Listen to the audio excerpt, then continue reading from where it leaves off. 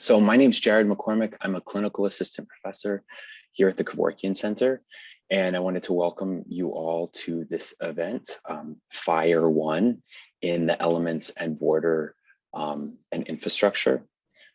This is a series of events which stretches across the year, where we will be taking the 4 elements in the fall semester and the spring semester, really to think about certain zones of mediation, changing states, gray areas between disciplines, and trying to form a conversational event between researchers, practitioners, and academics. So this event is FIRE, and as we have written in the description, fire is the opposite of static, at once a constant present in our world and a continual ongoing transformation. And so in this event, we are thinking about things afar from infrastructure, energy, changing states, heat. And we have 3 esteemed guests here that will be offering some interventions and thoughts on this. I just wanted to point out this is the last event in this series. And if you visit the Kevorkian YouTube channel, you can see all of the prior events before this, as well as our 2 series from last year. Also in the chat, we're going to post some information about the mailing list if you want to subscribe. And finally, shortly, there will be a quick poll that's probably going to pop up about how you found out about this, if you care to offer that. So a couple comments just by way of, sorry, let me get rid of the poll in my face. We have 3 guests.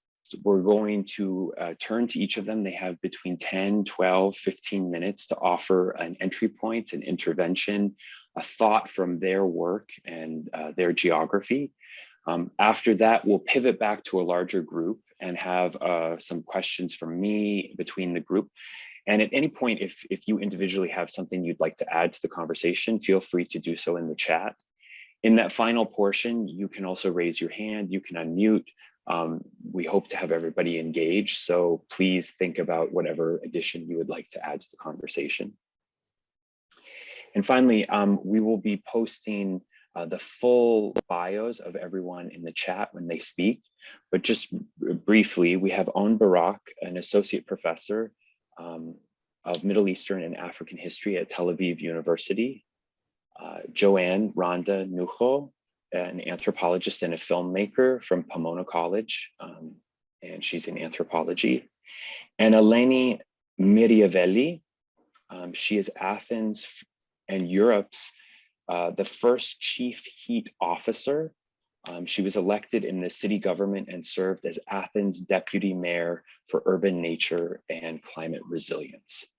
And also, it should be noted that this event was planned in conjunction with our co-sponsor here at NYU, the Center for European and Mediterranean Studies. So we thank them for their help.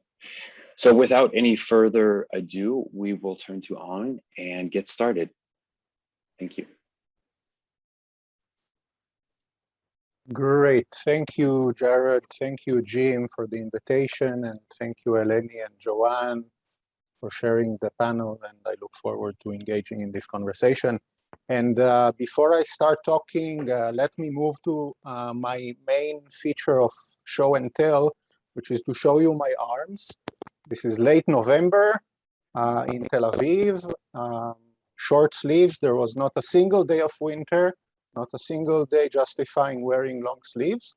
And under these circumstances, my first association for today's topic is the notion of pyrocene, which is Stephen Pine's term that he coined in a 2015 EON article, and which recently became a book published by California University Press. It is not unbecoming that California would be the place to theorize fire.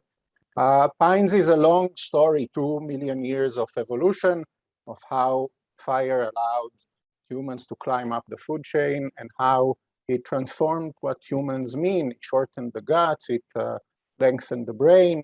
But the culmination of the story is the beginning of the combustion of fossil fuels, and as a result, the baking or the cooking of the planet. So the Pyrrhocene allows putting on the table two of the 3 points I want to touch, the input and the output, humanity's engagement with fossil fuels, and in particular, the career of fossil fuels in the Middle East, and what we call global warming, which I would try to trouble a little later. But before I move to the Middle East, let me point out that Pyrrhocene joins a broadening ecology of terms that want to kind of debate or replace the overriding notion of Anthropocene, which organizes the conversation around the climate crisis, and which is problematic because revolving around an undifferentiated generic anthropos, it is not political, it is even depolitical, given the fact that politics is something between people, between groups, between societies, and not something between humanity and something extra-human. So Pyrrhocene does the work similar to notions like Capitalocene or Plantationocene or Oligarchocene, pointing the finger, a blaming finger to a social group, capitalists or plantation owners, or to a social praxis, agriculture in large-scale plantations or combustion, that is the beginning of moving towards a politics of heat, of combustion, of climate change. And this is, while I'm not that invested in Pyrrhocene as a term, I am sympathetic to the thrust of politicizing the conversation. So to begin being more specific, we can move to the Middle East, and this is something I have a lot to say about. I've written and recently published this book, Powering Empire, How Coal Made the Middle East and Sparked Global Carbonization. The book follows the career of coal in the Middle East. This is a region obviously associated with oil and the 20th century and with American power. But what I try to show in the book, that it was coal from the British Isles in the 19th century that shaped it profoundly. It is a story of combustion, it is a story of fire, it is a story of heat. But what I try to show in this book, and it's important to point out also here, is that fossil fuels cannot be summed up with combustion or with fire, and the damages of their extraction, of carrying them at sea as ballast or make weight, even transforming them into coal-fired ice machines need to be on our radar. So to connect to Pine, fire is certainly what allowed humans to become omnivores and carnivores and to digest meat, but it was ice that was produced by coal-fired ice machines that allowed the globalization of carnivority, the globalization of meat consumption through refrigeration ships in the last third of the 19th century, ships that traversed the Middle East. So this is one insight that I will rehearse later. It's not just fire, but it is fire and ice, or heat and cold, that need to shape the conversation.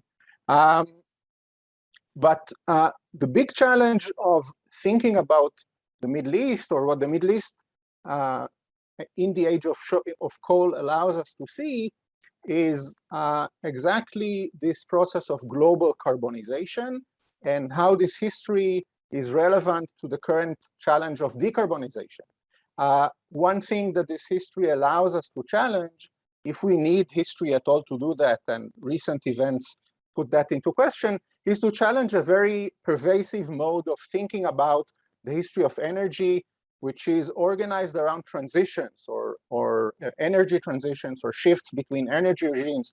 As the story goes, in pre-modern time, humanity is using sustainable energies, the powers of the winds and the waves, and mainly the powers of muscle, human or animal. But there is a transition in late 18th or early 19th century, first to coal, then in the 20th century, coal is replaced by oil. And according to some accounts, we are in a post-oil moment characterized by renewables or what have you. But there's never really any energy transition. And indeed, the current energy crisis in Europe and the reactivation of coal capacity there and the expansion of reliance on coal in India and China and East Asia remind us that we are still in the age of coal, that we are still in the 19th century. But with the Pyrrhocene in mind, what might better organize the history of fire is transitions between modes of combustion, because we are indeed transitioning between steam engines to internal combustion engines to electric engines now more and more, based on electricity generated by the combustion of fossil fuels elsewhere. So this is kind of kicking the can down the road or blinding ourselves to the polluting effects of combustion. At any rate, the combustion of coal shaped the region, shaped the Middle East profoundly. It shaped its economy, for example, by allowing the shift to cash crops with steam-powered pumps that allow perennial irrigation, therefore the monetization and the integration into the capitalist world economy. It shaped the transportation through and in the region, so the Suez Canal, steamers, railways, the diets of residents, I mentioned meat, also coalitions between people in the region and out of it. So the remarkable reception of Gandhian vegetarianism, Gandhi forms his vegetarian thoughts as a kind of anti-colonial, COAL strategy within the coal ensemble of the British Empire. And it is quickly and avidly picked up by Islamic reformers in Cairo and debated, and this is seen as a way of forming coalitions. Coal and its combustion shape also more hidden or less obvious things like theology. In that respect, resources from the region, like Ottoman notions of extraction of coal predicated on the notion of tabakat, which connects human cohorts to stratigraphy, to layers in the rock, thereby introducing into the conversation intergenerational responsibility, or notions like rikaz, according to which coal is a buried treasure that God deposits in the underground for the benefit of the entire community. These and other notions that are non-secular, non-liberal, that are articulated in languages that are not English, can I think be valuable in the conversation about decarbonization today. Now, what the Anthropocene obfuscates in the input process, in the combustion of fossil fuels, the notion of global warming obfuscates in what comes out in the output from this exhaust pipe, because when we think of the result of combustion as global warming, we find ourselves again in the trap of this generic undifferentiated humanity. Global warming is a result of collapsing day and night, summer and winter, Cairo and Siberia, and the distillation of an annual average temperature that can be plotted on a graph, and these points can be connected with a line, and the upward inclination of the line, this is global warming. But nobody suffers from global warming, and it assumes a gaze from nowhere, in fact, a gaze from outer space, and meteorology in the 19th century that organizes itself in astronomical observatories called Heavens on Earth, and climate science that is born in the 1970s is organized around this extraterrestrial perspective. So the pioneers of climate science, James Lovelock studies Mars, James Hansen comes to the study of Earth's climate from studying the heating of Venus. They look at the planet and at us as mankind, as a biological species, again depoliticizing the story. And in the new book that I'm writing, Heat, a History, I try to move away from abstract temperature, from global warming, towards concrete experiential heat, and look at sites and processes that connect heat and cold. For example, the air conditioner, this is perhaps the emblematic example. You cool an interior by heating up an exterior. And when we follow these feedback cycles, these vicious loops, we see that the connection between heat and cold and between air conditioning and fossil fuels cuts both ways. So you need to burn fossil fuels in order to generate electricity to cool your room. But if you follow the career of air conditioning in Saudi Arabia from the 1930s and 40s, you see that you cannot have an oil extraction industry without air conditioning the place. So Aramco workers, the Americans, and soon thereafter the Arabs simply become addicted to air conditioning. So air conditioning is a condition of possibility for the extraction of fossil fuels. And this principle of the vicious cycle is the third point I want to put on our radar or on our table. In my book, I follow it in several other sites. I look at sweat, for example, and see how in mid-20th century it goes sour. So until that point, sweat is seen as an erotic, conducive liquid, but with air conditioning and deodoration and various other processes, gradually it becomes abject. And we renounce the body's natural cooling mechanisms in favor of artificial ones. Similar vicious cycles can be found in beachgoing, in the emergence of the private car society. So the vicious cycle is the last thing I want to put on the table. Indeed, this reverberates the what we've heard in this series so far, that we cannot think of any of these elements autonomously, and that we have to think of heat and cold together, fire and ice, like the Robert Frost poem, perhaps. And this is where I leave it for now. Thank you. Thank you so much. Next, we have Joanne.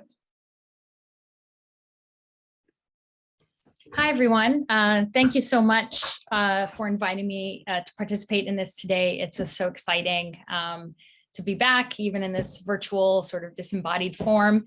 And thank you so much for those opening comments on, they were just really fascinating, gave me a lot to think about too.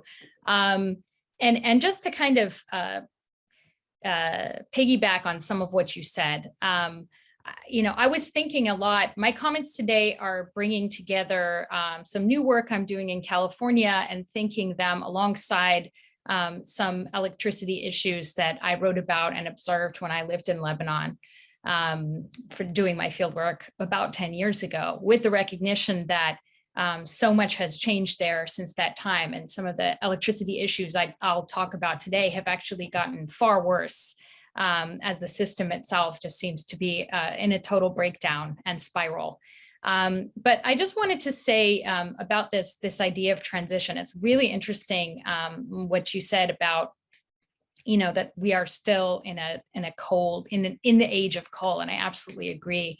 And so something I'm thinking about in terms of this discourse of transition is that it seems to me to be so much almost more about transition to de-gridding and decentralization than even and before sort of a transition to whatever will happen after coal, or what people fantasize will happen after coal will occur. And to me, that the way that these transitions are happening and sort of expedited under the fog of crisis, or within a narrative space of crisis, are not only decentralizing grid projects, but are also occurring in an ad hoc, very not centralized way, which to me adds another element of interest. So in my comments today, this is something new I'm working on, and I bring together Lebanon and California into conversation, not only because of the recent very spectacular crises in fire and the impacts that has had on electricity, but also to note something that I propose to call emerging post-grid imaginaries. So I like to think about this as a way of articulating an orientation towards the future marked by fragmentation and decentralization of infrastructure. And there seems to be increasing consensus, at least among my interlocutors in the sustainable energy technology space, that shifting to using more sustainable energy, solar in California is the main one, and some wind, will likely require some decentralization. And a smaller scale of energy provision is not really a problem in and of itself, but something that I've been thinking about is sort of what happens when that grid imaginary or that way of planning is eclipsed by something else, right? And what happens then in a state where, like in California, normatively electricity works all the time, and it no longer does in many parts of the state for reasons that I'll explain in a moment. But what happens when these ad hoc processes of making resilient local municipalities or even certain neighborhoods or even one's home with a solar panel and a Tesla battery, what happens then to the grid as a public good, both as an imagined way of relating to others, a kind of symbol of the nation state, a real experience of electricity and one's stewardship of it, that all these things are kind of up for grabs right now, or that are shifting in some ways, or that might shift. And certainly if a lot of the folks thinking about this have their way, it will profoundly shift. So I've been thinking about how these post-grid imaginaries might stand in contrast to earlier dreams of infrastructure as a grid of interconnection and expanded access to electricity. And some of what I draw from in my comments today and some of the things that I'm writing now includes dreams of going off-grid in California on the one hand, and dilemmas of a system in Lebanon called Ishtirak, Arabic for subscription, of diesel fuel generator microgrid services, which people use to maintain 24/7 power. Of course, in recent years, in the past 2 years, especially, fuel shortages have impacted the already low, not functioning 24 hours a day national grid, the EDL, but this has also impacted people's ability to fuel generators connected to Ishtirak or even generators connected to their own buildings. So that the electricity crisis has absolutely increased. I've received photos from friends showing me car batteries hooked up to their cell phones or laptops just to charge them. Just really the situation has deteriorated far more than some of what I'm going to be describing now. But even before, in the before times, right, this was the situation of most people, just to keep their refrigerator powered. So thinking California and Lebanon together, I propose, can help to challenge longstanding developmentalist notions of states, infrastructures, and modernization along a trajectory in which Lebanon would always be behind and California would stand for the future to which Lebanon would aspire. It also helps us think about what a just transition to renewable energy could mean, right? We hear about this all the time, what a just transition looks like, especially when changes to the grid are likely essential to the process. So I wanted to talk about this moment of degridding and the processes through which degridding is already happening through things like the deployment of batteries and microgrid projects in places like California, and juxtapose them with a moment like the Rural Electrification Act of 1936 in the US, where electricity, where the grid was expanded to rural areas that would not have been profitable for private entities to expand to, right? And according to Gretchen Baca, before this was a big turning point, because before this point, electricity in the US anyway was an industrial product, an industrial good or industrial product, or an elite product, right? It was not something that was, the mass electrification was just not on the table. And at this moment, with this sort of push of the federal government, this electrification process happens, the grid is expanded, and the post-war grid imaginary, promotes a vision of electricity as kind of a public good in this moment, and not an elite commodity. And it was articulated through infrastructures built by US actors in the US and elsewhere. And that grid imaginary, accumulated around technologies like the high voltage transmission line and the hydroelectric dam, both of which have caused sparked enormous fires in California in recent years. And the breached hydroelectric dam in Northern California at Oroville almost flooded several towns in the area. It was a big crisis during heavy rains a couple of years ago. So I don't want to romanticize this moment, but I just want to mark it as there is a transition. And there is a transition in how the electricity is imagined to or should circulate in the future, and what the project of electrification through the microgrid means versus through a kind of national grid project. So while both, these massive grid projects were symbols and materializations of new linkages between spaces and citizens, they also could serve as forms of exclusion and boundary making. And the work of Fred Mayton, who isn't here today, really comes to mind in thinking about that, another alum of NYU. So these processes were also undergirded by myths of endless expansion, universalization, and uniformity. And of course, these were all imaginaries, right? They're fantasies. So in my thinking about this project, and I came to it because I was thinking about what if we bring together and juxtapose two decentralized energy infrastructures. One, Ottoman era utility concession in Lebanon, and home battery systems and microgrids in California. And then by doing so, and that Ottoman era concession I'm going to talk about in a moment is in the town of Zahle in Lebanon. And in doing so, we also bring together projects from prior to the nation state with a contemporary situation in which some people imagine themselves beyond the state in its modern form.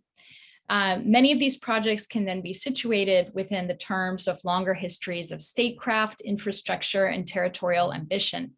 And thinking these projects together also disrupts a clear linear progression where Ottoman Lebanon is the past and contemporary California is the future. And I borrow from this also some insights from people like Akhil Gupta who have been saying that, grid, that the sort of normative idea of progressing towards a national grid is just a normative concept. Maybe it's not the best way to arrange for electricity, and that we need to start thinking together and with and across between these artificial global north and south developmentalist divides, which are not tenable, and especially not tenable in a global climate crisis. So some of these arrangements, like the Ottoman concession that I'm going to talk about, they predate the national Lebanese grid's notorious failures. And they go back to the Ottoman Empire's process of granting concessions to private foreign companies to run utilities that used public infrastructures, like transmission lines, to work. In the case of Electricité de Zahle, these historical layered infrastructures, once thought obsolete, can be reactivated, revived to meet electricity demands in the absence of a fully functioning national grid. EDZ's concession actually lasted through the French Mandate period, but in the 60s, it was given permission to operate locally as the main electricity distributor for the Zahle region. But at the time, EDZ decided not to expand its energy production capacity given the establishment of the Lebanese national grid, EDL. In 2015, after many years of EDL not providing 24/7 capacity to really any of the country, but especially to places outside of Beirut, EDZ announced its aim to provide 24/7 electricity to the customers in its region.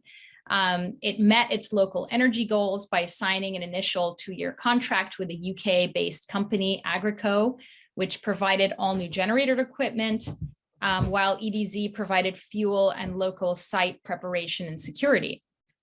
And at the time, it was a big controversy because private Ishtirak owners, who are well-connected patrons, who have sometimes formal or informal agreements with local municipalities. That was certainly the case where I did my field work. They run a kind of shadow grid, right? People pay to plug in, they get far less than they would from the national grid, but they get just enough to keep their refrigerator running and maybe like their computers charged, sort of thing. But the private Ishtirak owners in Zahle who are aware of the threat to their livelihoods, actually blocked the streets in protests, and EDZ equipment was directly attacked, though no one was officially charged. And eventually this roadblock, so to speak, was bypassed. EDZ before 2019 was able to provide 24/7 electricity by islanding itself, sort of flipping the switch between EDL power and EDZ power, acting like a more efficient version of the Ishtirak generator microgrids that it basically replaced. Like companies in California and college campuses like Pomona College, like many of the UCs, who have been planning for such arrangements themselves, the national grid has become a backup system rather than the other way around. But both EDZ and its counterpart in the city of Shbeil, which is another city just north of Beirut, hope to, at least before 2019, had hoped to eventually go further and become fully independent producers and distributors of energy. Over the past few years, if you get a chance to look up these ads and you understand Lebanese Arabic, I highly recommend you look at YouTube at the Electricité du Zahle ads. They are absolutely hilarious. So they poke fun, they play up the sense of general disillusionment with the overall electricity service in Lebanon by running these kind of satirical television advertisements, which contrast that poor service from the national grid to their 24/7 service. And these ads boasted about the efficiency of the microgrid through these kind of funny sketches. One is this sort of grandmother having these nightmares in the middle of the night about like the meat spoiling in the refrigerator and having all this ironing to do and not having any electricity to do it, and she's cursing the whole time, and it's just really funny. It's in the Zahle accent. Another one is a guy looking for a place to urinate at night and can't because all the lights are on. I couldn't believe that one, actually. So they're just a real hilarious set of advertisements, and it just made me think about how remarkable it was for them for a time to be able to do this, and that was their whole ad campaign, that just in Zahle you could have 24/7 electricity. So these post-grid imaginaries have materialized in Lebanon out of necessity over the past 3 decades, as the result really of a post-war reconstruction that saw the continued fragmentation and privatization of infrastructures.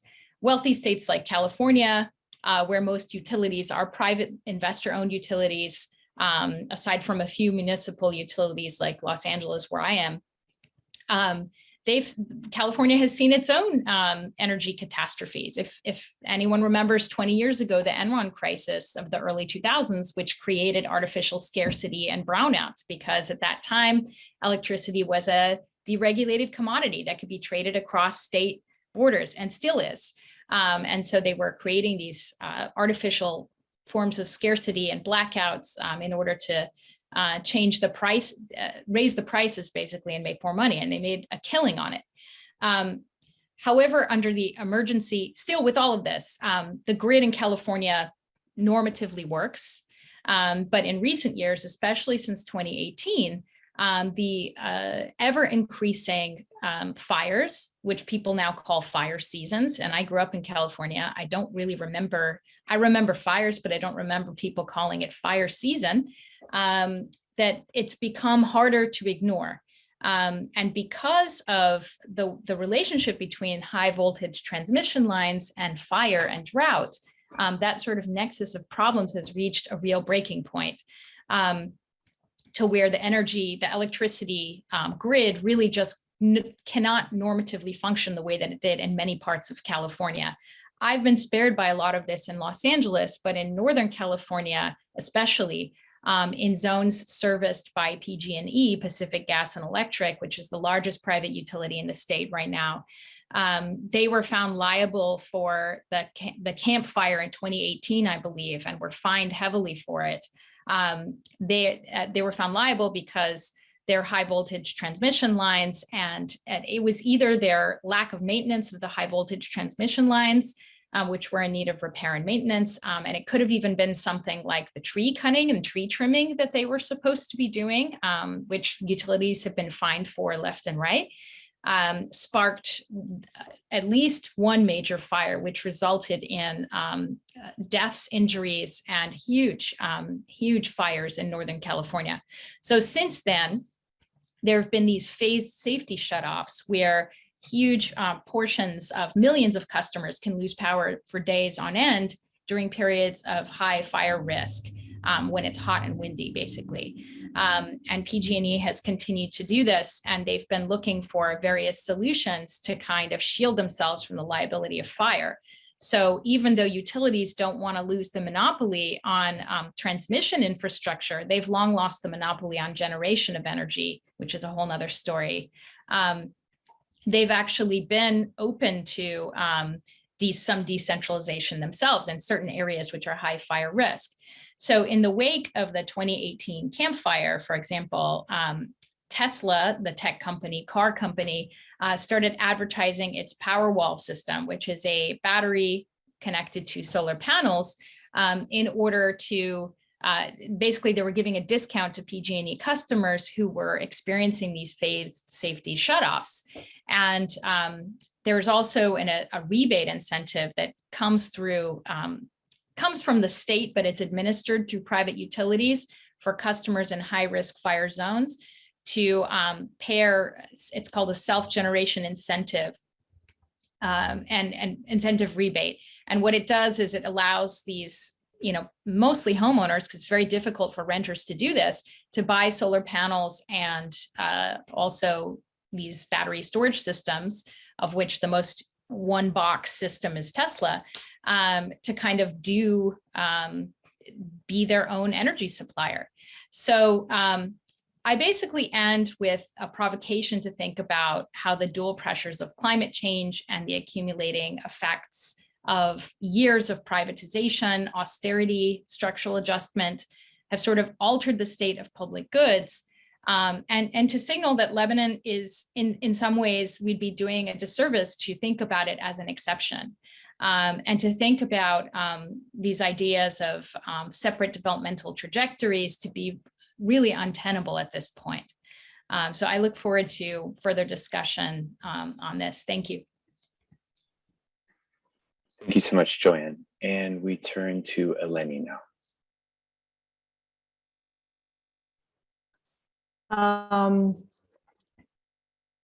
Hello, what a tour de force, the previous two speakers. It was great to listen to both of you. I am also an alumni from NYU, so it's amazing to be back. I did my master's degree at Tisch School of the Arts at Performance Studies. And I actually started to study the borders during my master's thesis, which then became a PhD at Columbia. And it was all about the borders. And I spent a very long part of my life studying borders and limits, and especially national borders.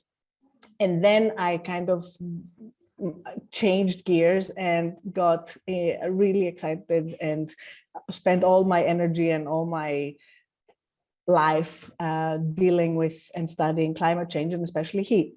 So it's kind of an interesting moment coming back to this platform and trying to bring these two together. And I'm obviously going to do a terrible job because I haven't been thinking about these things together for a very long time. So I'll just kind of spend some time telling you the ideas that came to mind from this notion of heat, of fire.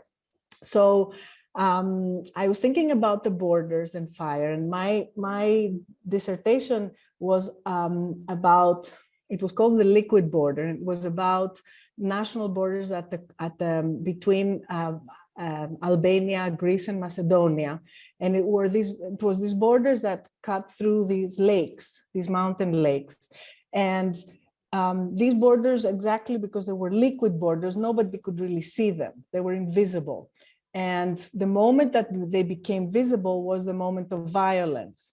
It was like when somebody would try to cross the borders, then like in the water, basically on a boat usually or something like that, then you would, the borders would appear with the police or the army shooting up in the sky or shooting on the people in the boat, depending on which period we're talking about and which police we're talking about. So the idea of the border in my mind was this strange kind of institution, this national institution that was basically an institution that had this subtending violence that kind of erupted, and the moment of its eruption actually created the border or made the border visible. And I really like this this concept, which came actually from at the time Bataille and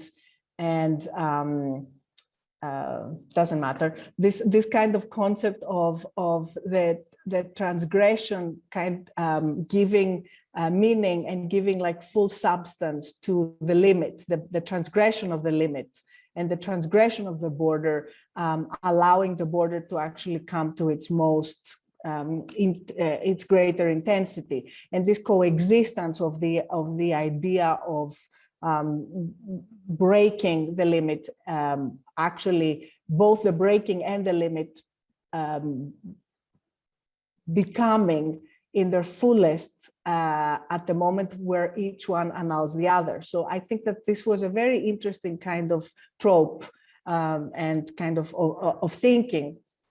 And it's actually, I think it was again from Bataille, this notion of, which always was very strong in my mind, this when he talks about about transgression. I'm trying to remember if it was Walter Benjamin. I think it was Walter Benjamin's thesis on transgression, when he talks about Bataille, this idea of the lightning, which actually gives to the darkness of the night its fullest density, and at the same time, it owes to the night the brilliance of its light, which basically annuls at the same time the night. And I think that this was always a very interesting kind of way of thinking about limits and boundaries. And so I thought about lightning and the whole idea of fire and lightning. And then I was thinking about this idea of things that are invisible and then become visible the moment that you kind of break them or you kind of negate them. So it doesn't really work that way, but I think that part of what I find strangely intriguing about this idea of heat as being the part of climate change and of resilience and of adaptation to climate change that I'm most interested about is the fact that also heat is what we call the silent killer, is the most deadly of all extreme phenomena that we have. And it was so interesting to hear what On was saying about how, global warming was always seen from NASA, from like outside, from space, and nobody really all these decades have talked about heat, even though we're talking about global warming for so long. So heat is this weird kind of invisible thing that comes into a city or whatever, and you don't really see it, and then all these people die. And if nobody dies and we don't hear about how many people die, then we don't really think it's a big deal in a way. Or if a whole ecosystem isn't burned. Anyway, which again is like this moment of eruption. But that's kind of neither here nor there. But for a Greek, when we're talking about fire, we have to go to this archetypal kind of concept, which is the other thing that, of course, popped into my mind, and I have to share with you, which probably a lot of you know, but it kind of made me to go back and reread the tragedy that, of course, has to do with Prometheus, which, of course, is this idea, right, that Prometheus, who, and I'm going to tell the story a little bit from the tragedy, which is from Prometheus Bound, which starts with these guys come on stage, and it's Prometheus. And I think, no, he's already kind of on the rock. He's kind of bound on the rock. But on the stage, it's Prometheus. It's also violence, order, and Hephaestus, who was one of the gods who kind of was brought down there to kind of put him on the rock, because Hephaestus was the blacksmith, and he was also the god of fire. And in Latin, he's called Vulcan. So he kind of is down there, and he's put Prometheus up on the rock, and Prometheus is up on the rock because, of course, he stole fire from Zeus and gave it to the people. And he is Zeus, who is the ultimate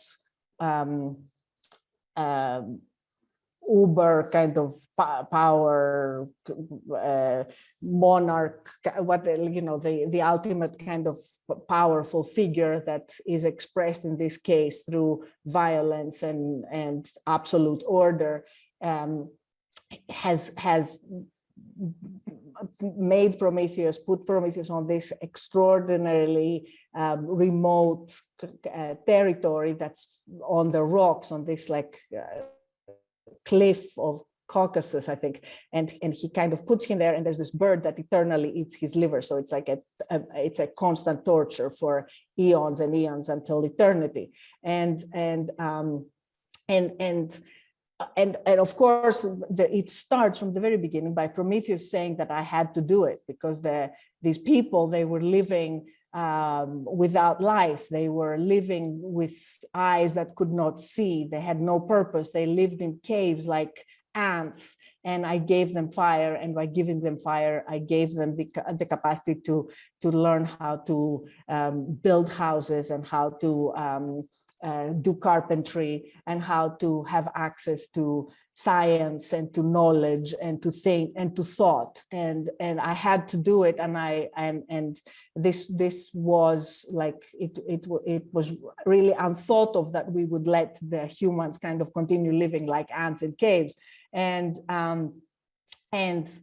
of course there's a long kind of then the play kind of goes on, and he has a secret, and Zeus is trying to find the secret. The secret is, how is Zeus going to lose his power, because all of the monarchs topple. So Prometheus knows the secret, and he's not going to tell Zeus the secret. So eventually, anyway, it goes on, and but it's this, of course, like amazing figure which starts with ancient Greece and kind of is this idea of science, and which leads us to enlightenment, which leads us to all of the ideas of mastery over nature that we've been living for all this time, and which of course is always coupled with this other side of it, because Prometheus had this brother who was called Epimetheus. So like, bear with me, because I kind of love that stuff. So Epimetheus is like the brother of Prometheus, and he is also given by the gods, who are these Zeus and his kind of group of people, this amazing woman that they create, Pandora, which means all gifts. And with all gifts comes this box, which is the box of Pandora, which she and the box are given to the brother of Prometheus, part of the whole punishment, right, for humans to have knowledge and to have science and to have mastery over nature. Comes this box, and this box, the all gifts, is not supposed to be opened. And of course, Pandora also, in another part of mythology, in Theogony, in another kind of storyline, she is related to Demeter, which has to do with agriculture. She's like the goddess of agriculture and of earth and of the ability to survive for humanity. So this is another kind of, the word Pandora is related to both this gift box and to this dark gift box and to this deity that has to do with not negativity, but also with agriculture. So of course the box is opened, and of course we all know that in the box there are all the woes of man. It has to do with pain and with sickness and with starvation and with all of the worst things that humanity has to suffer. So there's this whole idea of the gift, which of course anthropologists were kind of obsessed with, and this gift, which always comes with this obligation and with other things kind of that are come along. And this gift is the gift of fire and the gift of science and the gift of mastery and the gift of knowledge, and together with this, you know, idea of course we have managed to save through all this idea of enlightenment and science and the rule of law and all of these things, we and through, you know, of course, a lot of oppression and you know, and there is this whole thing of the dialectics of enlightenment and the whole critique of enlightenment that we are very, you know, comfortable, and we know that it comes along with a lot of very kind of problematic prospects, as we've seen in the last decades and recently.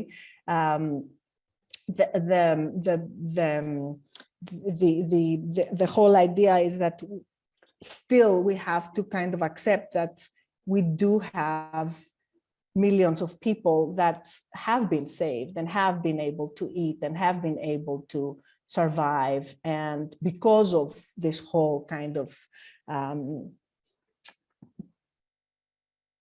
capacity that we have built from Enlightenment onward, even though we have like tons of critiques that we can really kind of produce today. It's still, if when we come down to it, it still kind of feels like it's this strange thing where ultimately we have like tons and tons and millions of people that you know, otherwise would probably not be around. But at the same time, we have created the conditions where, you know, we might lose the whole game. So, going back to the gift, it's kind of, I enter this whole idea of obligation, that there's no free lunch when you have like this idea of the gift, and this whole idea of the fact that we have these different ways of conceptualizing, like for example, the Prometheus story is very much linked to the idea of rebellion, of resistance and rebellion, and going against like the big powerful kind of figure of power, and then this whole kind of other story of the idea of the dialectic, and the whole kind of going around in a kind of a spiral kind of knowledge, which is another kind of way of seeing things, and then this whole idea of the juxtaposition of the transgression and the limit in the notion of the border, which is another way of kind of thinking about things. I kind of again thought about this how we can bring into the discussion the idea of something that it doesn't fall into these types of schemes. And it's this kind of, again, this idea of that again from Bataille, because I have a thing with Bataille, this idea of he keeps talking about the sun which gives without receiving, and which of course kind of brings to mind this whole idea of all of these things that are not part of the economies that come out of these types of ways that I've been talking about before, of the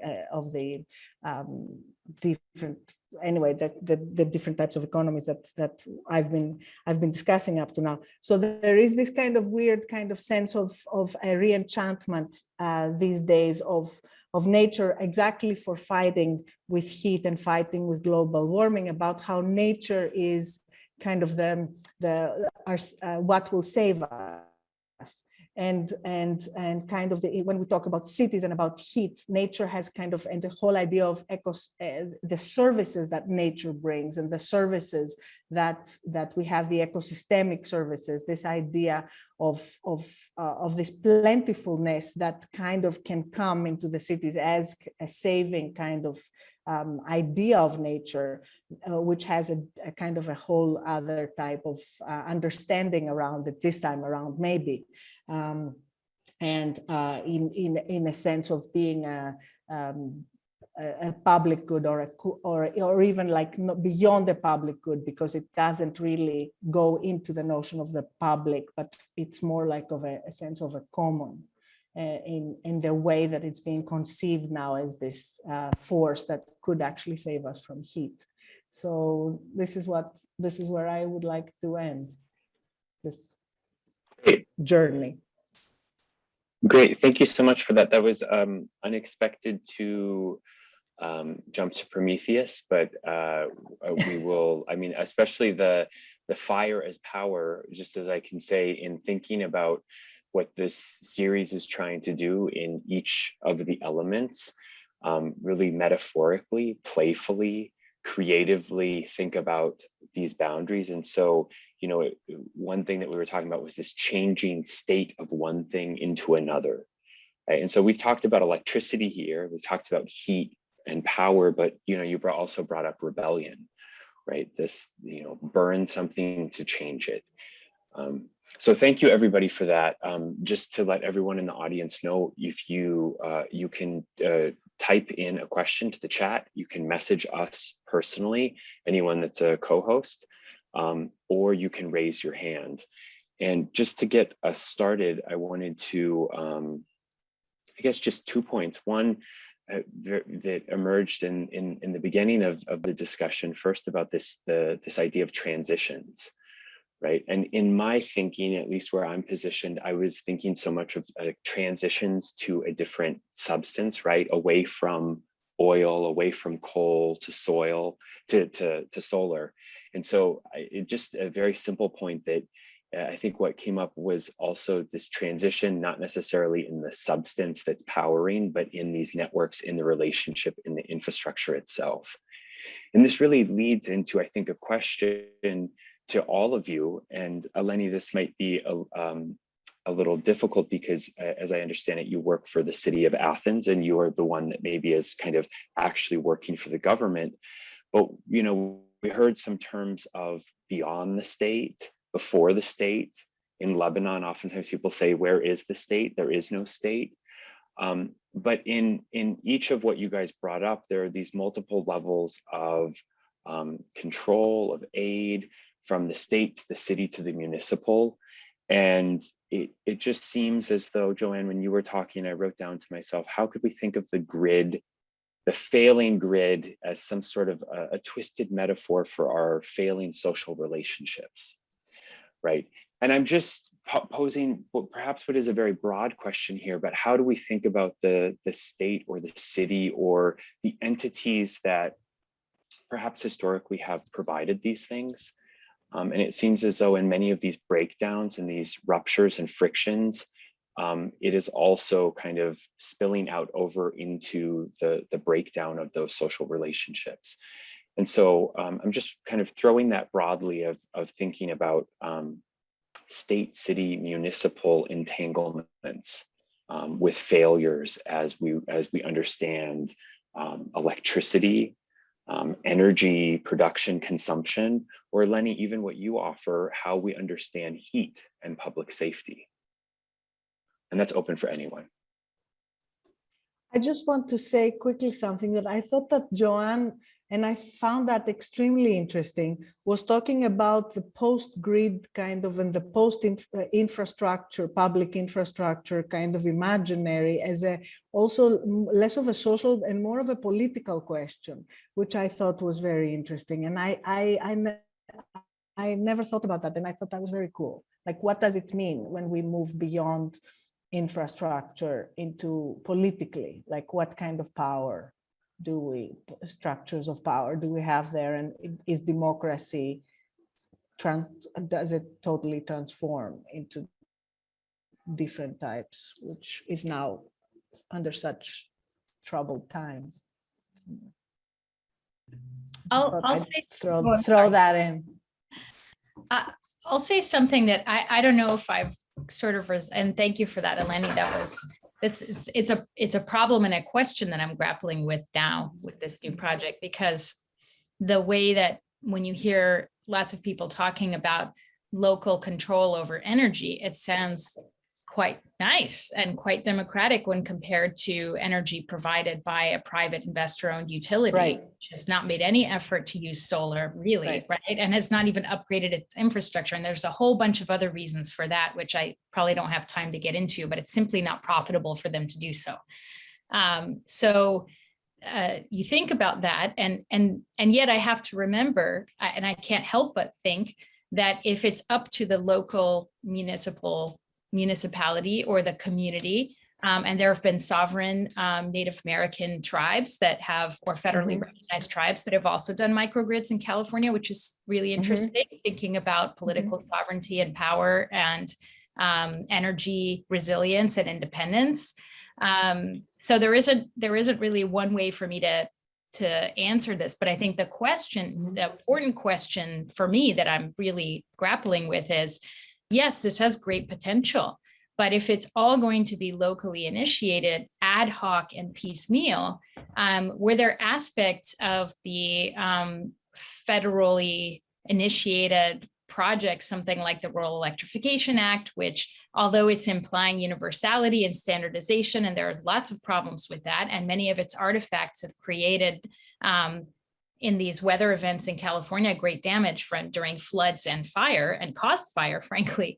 At the same time, that grid-like approach, there's something to it. And in fact, it was interesting to hear you bring up the gift, Marcel Moos, because one of the things that I was reading about recently was how the grid might contain within it a sort of notion of reciprocity in the way that people are called to manage it, at least in California, whenever there's a heat wave and you're asked to lower your energy consumption so that the whole thing stays afloat. What happens then to that when you have a Tesla Powerwall and a battery, and it's like, I don't care what happens to the grid. I mean, you might care, but you don't have to care. And not to flatten the nano grid with the microgrid, which is also community-based, but there's a lot happening now and a lot of unresolved questions. And I think that the caution, at least ethnographically speaking, is that local power doesn't mean non-hierarchical or democratic. And we certainly have seen that in Lebanon in all kinds of ways with Ishtirak. So that's kind of that's the place where the two sort of make sense to me, thinking about them in terms of politics and rearrangements of power and overlapping jurisdictions and all kinds of questions. And these decisions being made in an accelerated way in the fog of crisis, and thinking about Janet Reutman's intervention on really thinking about the role of crisis as a narrative device that asks us to make these hasty decisions quickly. I just wonder about how this is all coming together. Yeah, well put. So if I can jump in on that and to try to connect Joanne's final comments and Jared's question, I think that what following heat allows us to do, but also compels us to do, is to plot a different global. For example, it makes possible connecting Lebanon and California. And I would ask Joanne if it's Lebanon or Zahle. And the reason I'm asking this is, and this is something that I see in my work as well, and I think, Joanne, that your post-grid imaginaries have a pre-grid, as you yourself point out with the Ottoman concession.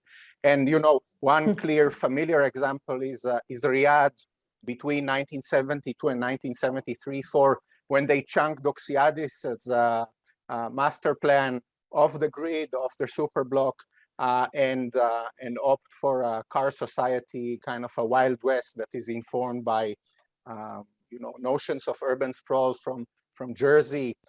So we have the migration of, it's like south-south, hot places, Texas, Riyadh, or in the story of air conditioning, it's Tanta and Atlanta. The first air-conditioned film in Cairo is Gone with the Wind, and publics in Cairo are exactly, they connect to this Old South like audiences in Atlanta would. And we, to take a step back, we seem to be oscillating between methodological nationalism, which we are told that we need to turn a cold shoulder to, and methodological planetarism, this kind of extraterrestrial gaze that that looks at the whole thing from outside. And I think the challenge is to find a middle level of analysis, a meso level, I don't know how we'll call it, which connects these South-South regions and which follows transregional migrations of racial scripts and social and political scripts. And I really appreciated, Eleni, the kind of,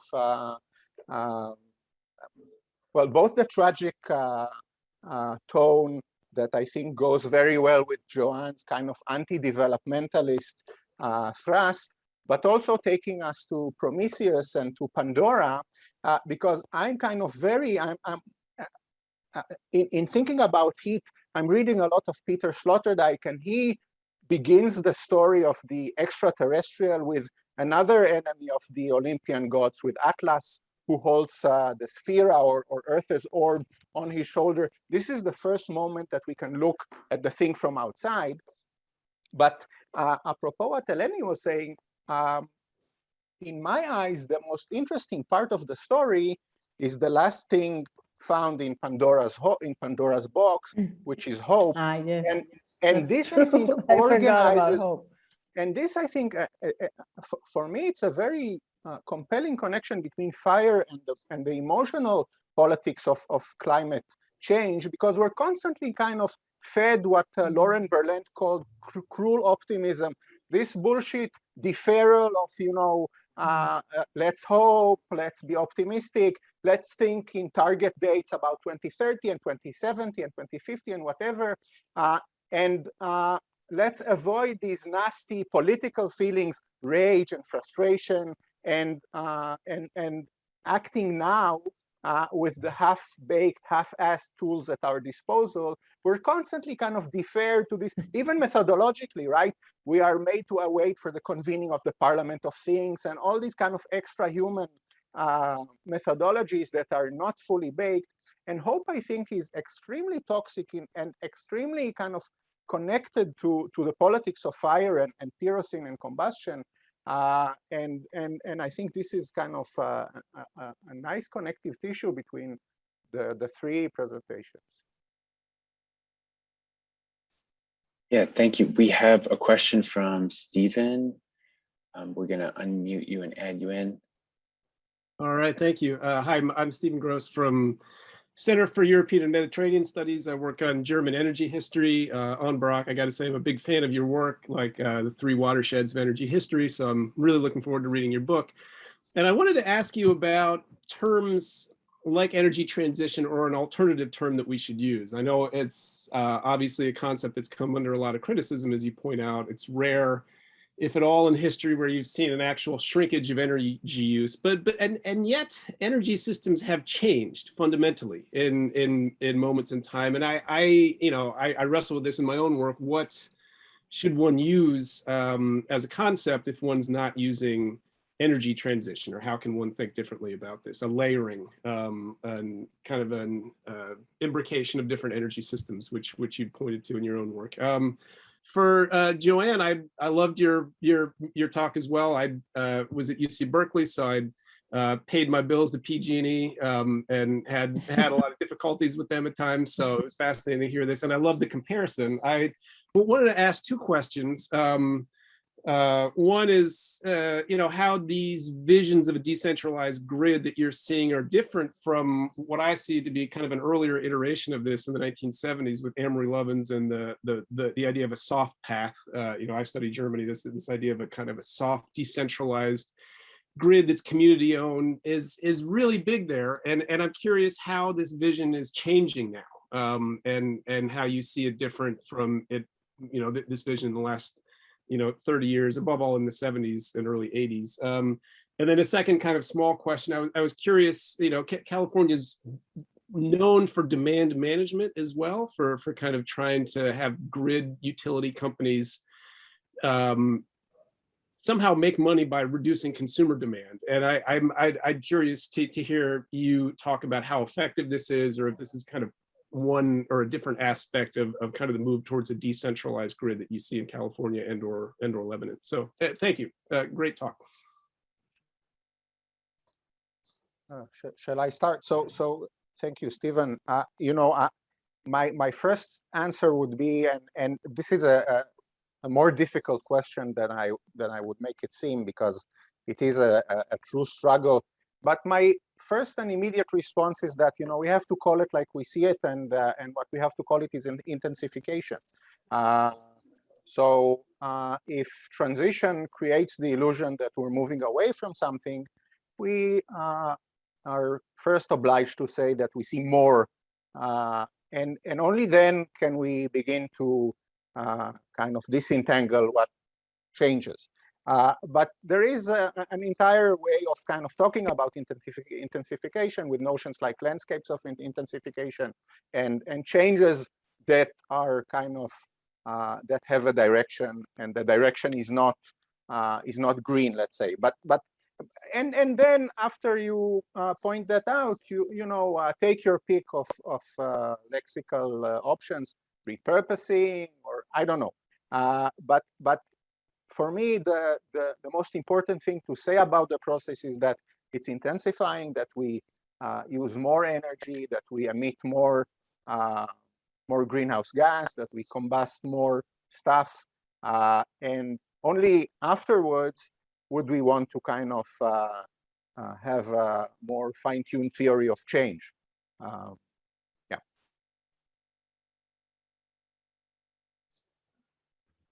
Thanks for your questions. I'll try to answer them. I suspect that many in the, there actually is like there are professional organizations, trade organizations in the US that are really something like 5 or 6 years old that are all about microgrids. And I've been sort of following these folks. And I think for a lot of them, they do borrow from models and ideas from elsewhere that are not exactly new. But I think to me, what feels emergent and what feels different and worthy of ethnographic investigation is the real heterogeneity and speed at which these projects seem to be popping up all over California. And California is not unique in this regard. This has been happening on the East Coast too. And apparently some of the first have been in Connecticut after Hurricane Sandy, microgrids, I mean. But I think the fires and the phase safety shutoffs have sort of accelerated public interest and maybe even demand in certain places and necessity for these solutions. But, from my point of view, what makes things kind of interesting and, I don't know what to say about them yet, is really how heterogeneous the planning process has been. So from one municipality using bond measures to fundraise, to buy microgrid equipment for its various, public facilities like fire stations, libraries, et cetera. And others leasing equipment through Shell Renewables, for example, and oil companies moving into the game, transitioning their business model. So, and all of these happening through this new actors getting involved, consultants, tech companies, new kind of AI platforms to manage the load and to manage sort of day and night capacity because it's not just solar, it's paired with storage too, right? Which leads me to your second question. I think one of the big challenges with utilities right now, and the reason that decentralization has been a challenge in general and for them, is that when you add in a whole bunch of new inputs and new sources of energy from people's house rooftops to entire microgrid systems everywhere, you need new platforms to manage all of these different sources of power. From what I understand, there's going to be bumps along the road. So what will the role of utilities be? Right now in California, the role of utilities is transmission. It's not, they don't corner the market on generation. And they might incentivize different price scales for, decreased demand from, like, say, I happen to know Pomona College has a deal with SCE, our private utility, and there's like, we have our own generators to take over demand at specific times of day. Most big institutions have this sort of pricing deal. I don't think that's going to really cut it, in terms of if to be more reliant on solar versus other forms of coal and oil, basically. But I think that the challenge for the utilities to stay alive as a profit-seeking private company is, once you have that, they have this funny relationship with microgrids, because you can't cross a public street without paying a private utility to be able to do that. So you either dig your own line and bypass them entirely, or you don't connect.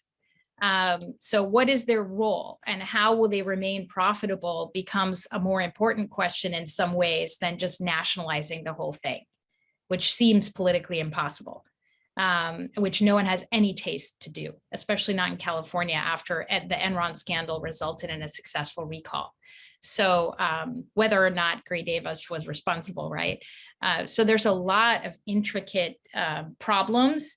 And part of the reason why I harness the term imaginaries is that we're also dealing with political imaginaries that feel like they cannot be surpassed. Like this is the only way of doing it. Like we have these private investor-owned companies, they can't really be shaken. And there's little taste from the feds or the state to really do anything about it. And so in the minds of a lot of people I talk to, they say, well, then this has to be a bottom-up revolution. Eventually, this will become so unprofitable for them that they'll have to just do it. They'll have to, but that's a risky venture to do all of this planning in this piecemeal way, I think. Or it remains to be seen. I'm at the very beginning of research on this, but this has just been happening the past 2 years. So it's very complicated. Thank you, Stephen, for the question and also for working with us and co-sponsoring. We are delighted to have you here. I have a question specifically for Eleni. What I wrote down that I found so provocative was the way you were talking about heat as a silent killer. It just made me think about how insanely fragile we are as beasts, as creatures. And I was just curious if you might say a little bit more in your position as the chief heat officer, given that this is a unique post.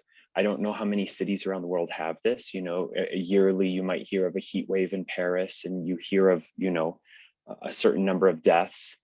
And again, even in my mind, are those old people? Are they kids? How does this even happen? I don't know. And so I was just wondering if in your capacity, you might just say a little bit more about what that means in the context of Athens.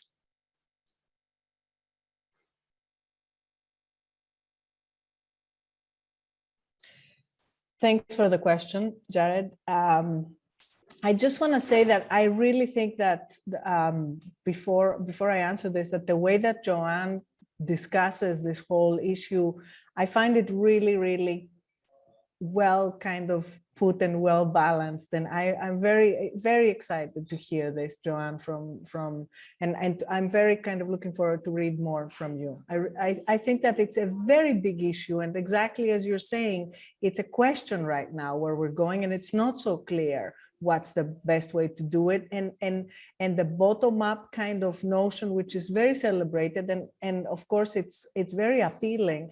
It does come probably with it's a very high risk proposition because it kind of always has to do with issues of access and how do you distribute access to resources at any given time when we're talking about a very decentralized process.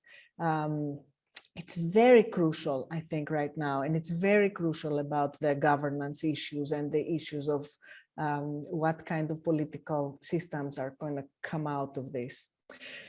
Kind of scary stuff, but I think it's very tied into what you're studying and the issues of electricity, especially in relation to heat. So coming back to the heat issue, Jared, sorry, but it's been like really interesting to listen to this discussion. So coming back to heat, the big question is air conditioning, because we're really heating up really fast. And a lot of people will be buying air conditionings in the next kind of decade. And it's a race to absurdity, right? Because the air conditionings are going to be probably bad quality air conditionings, because they're going to be cheap air conditionings, because they are for the, you know, for the most people cannot afford. I mean, already we have also enormous amounts, even in Athens, of people. It's 25% almost of people that are suffering from energy poverty. So that's kind of another side to this whole issue, like who has access to buying air conditionings and who has access to paying for the electricity.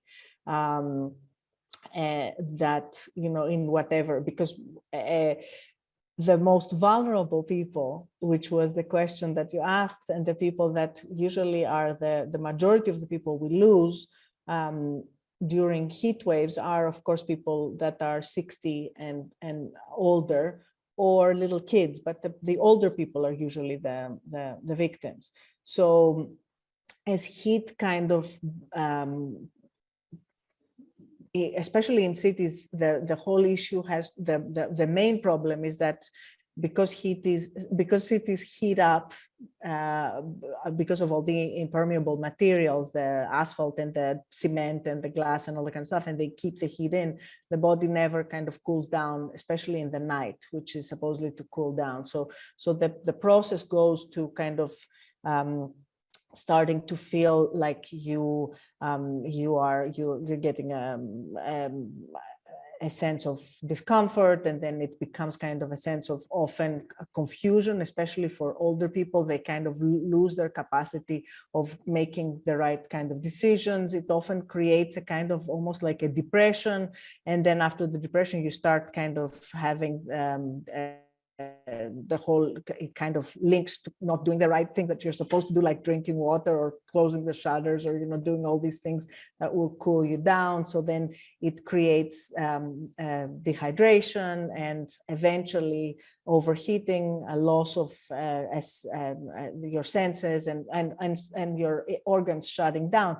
But a lot of it often has to do with, you know, people getting a heart attack, or getting a stroke, or, you know, dying from something that is not directly linked when they end up in the hospital with heat. So a lot of the deaths that are linked to overheating are usually not declared as such. So we do know now that there's a real underrepresentation of deaths linked to heat, and that the way that we've been measuring them up to now has really not been the right way. So now we're just talking about trying to figure out the number of deaths and correlating them to previous years, and taking out the COVID kind of deaths to try to figure out how heat relates to morbidity and mortality generally, because we've had an incredible underrepresentation. So part of like this idea of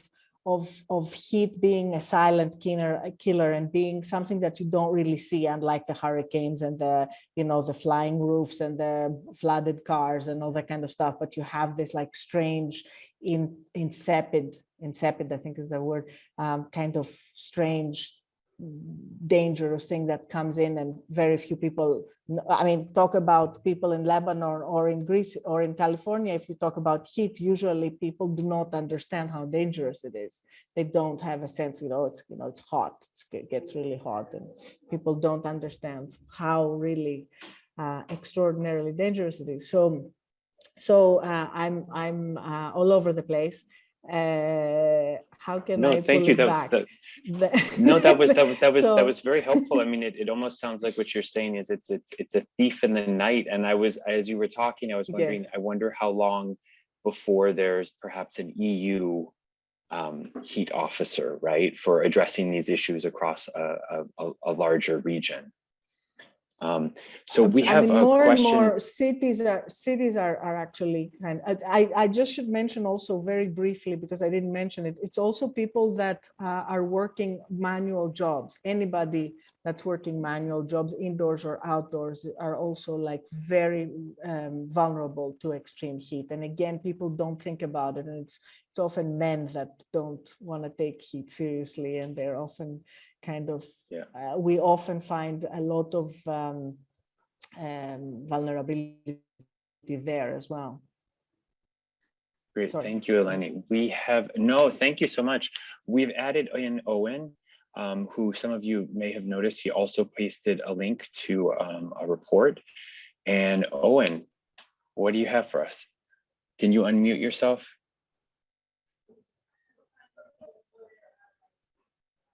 Yeah, got it. Yep, got Welcome. it. Thanks, Jared. Hi, Lenio. Thanks for the response message in the chat. Just extending on what Lenio was talking about, that's my speciality, as she knows, from connecting in LinkedIn and sending her a white paper discussion on exactly this, is that everything that's been discussed today is actually interconnected. And that's through what I've been researching and my speciality in my environmental engineering field, which is blue-green infrastructure and climate adaptation and change. What we're seeing is the key topic that we've been talking about here is centralized infrastructure, and that's been basically the major cause of Mother Nature's disruption and our environmental degradation since the Industrial Revolution, or actually before that, the Agricultural Revolution, where we transitioned from nomads to settled people around rivers, the coastline and the like.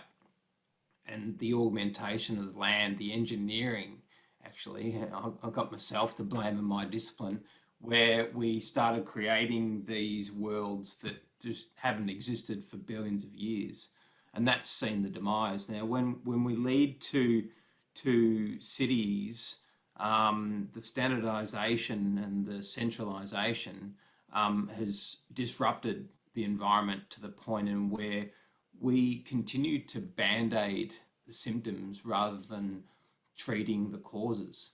So in my speciality, which is in water, what we see is that these are all connected with urban heat, fire, health and well-being.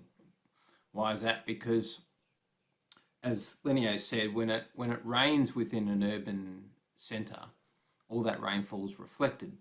So it's not absorbed into the environment as it once did.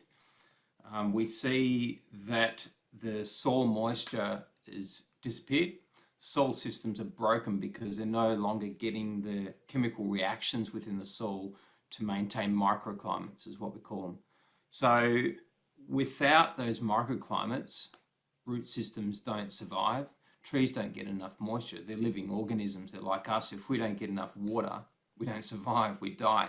So if you look around the urban cities, their streets are barren. So they're not generating any cooling effect. The water's reflected, it goes straight to waterways, etc. So without the green infrastructure, people don't get that connection to the natural environment. Without the blue and green infrastructure, we're not retaining the moisture within the environment. So the temperatures go up. What happens is people are unlikely to go outside. So when the temperatures go up, they're sitting inside, they're turning the air conditioners on, they're trying to cool down. The health and well-being is generally declining because we see that nature within the urban centres generates emotional, psychological health and well-being. So without that incentive to get outside, they're more inclined to stay inside. So we see this negative increase in energy consumption and decline in health and well-being. So the way to be turning all this around, as we see in some of these blue and green infrastructure progressive cities, particularly in Helsinki, where blue-green infrastructure has been applied and green roofs for quite a long time, is the decentralizing of, in particular, stormwater and combined sewers. And we're starting to see Thames Water disconnect their combined sewers because that's obviously, as you've seen in the news, led to massive flooding issues. So we're seeing disconnection of this particular infrastructure to generate increased health and well-being for the community, to get even the elderly and the young out into these environments that are cool. Community gardens, bringing back the bees within these communities. So we're regenerating ecosystems, and we're starting to balance out these challenges that we're seeing in terms of human deaths related to heat, health and well-being. Great, thanks, Owen. We got it. Anybody thoughts or reactions to that? And while you were talking, I was actually looking it up, the blue-green infrastructure, to better understand it.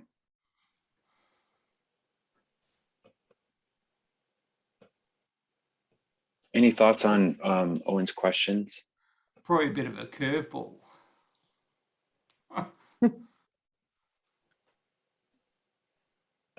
This is such a complicated and complex discussion, and you can't solve it by siloed resolution to one particular aspect. So we're not going to solve climate change. We're not going to solve these issues by just looking at power authorities, etc. This is like Mother Nature again. Mother Nature doesn't work in silos. Mother Nature doesn't work in separate disciplines. Mother Nature works complex ways, bespoke ways in every aspect. And that's the way that governments need to operate. That's the way that consultants like myself need to operate going forward. That's the way that communities need to integrate, is that we need to be overlapped more. We need to be integrated. We need to be understanding of every aspect of community, social, environmental aspects. Great, thank you for that, Owen. And it actually, connects with what we're trying to do through this series of elements of really in each of them, kind of as we wrap up, you can start to see the connections with other elements as they become, from water to the earth to the air, and how these issues really are so interconnected. We are over time, so we're going to wrap up now. I wanted to thank all of our speakers, everybody in the audience for being here. So this is the end of the formal program. This video will be up on YouTube shortly, and we will stop the recording.